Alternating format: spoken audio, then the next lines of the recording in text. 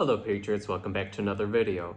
Now, there were some comments where people are a little frustrated, and I just want to make it clear that no worries, I'm not blaming only Airbnbs for the housing crisis. I'm just simply pointing out the fact that it still is a contributing factor. However, today, we'll also talk about how it's not just different choices that landlords make, but it's also based off of local and state governments. So today we're going to be talking about property taxes. And while property taxes are important as they provide funding for services such as schools, police, fire departments, local services that you could think of that are not provided by the federal government, the problem is that we really need to make sure that we're pushing our local and state politicians to be efficient with our tax funds. Because the more inefficiency there is, it seems that there's more pressure then where these same politicians will then keep on increasing property taxes, which increases how much landlords have to pay, which means landlords in turn then have to ask tenants for more money in order to pay the property taxes. Because to be fair to landlords, they're doing this to make some money on the side to have some passive income. They're not doing it for free. And to be brutally honest, nobody would do it for free either. Even if we were in a system where we were renting apartments from the government, they wouldn't be giving it to us free either.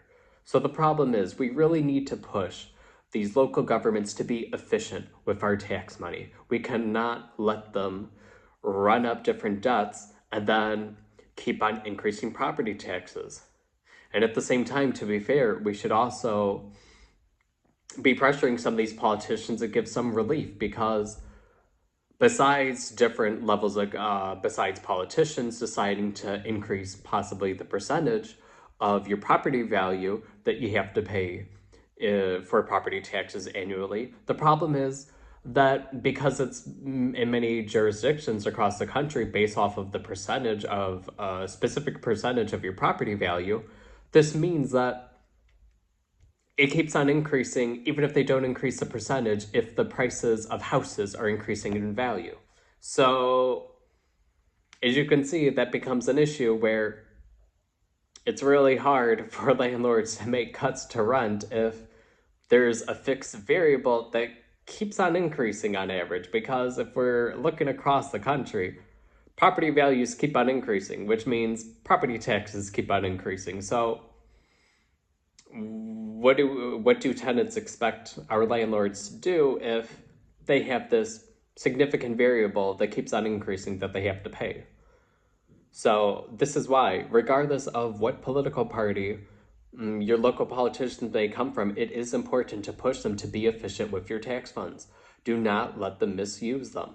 And in particular, it seems that unfortunately, particularly in major cities, this is commonplace, where because there's this false sense of almost too big to fail, where because you have many more people paying property taxes, that's where a lot of corruption happens when giving contracts from the city to do different work, such as school construction, etc., where it's not necessarily the best applicants who send in bids are being chosen, but those who have connections to these politicians. So please, it's important to pay attention what your local politicians are doing.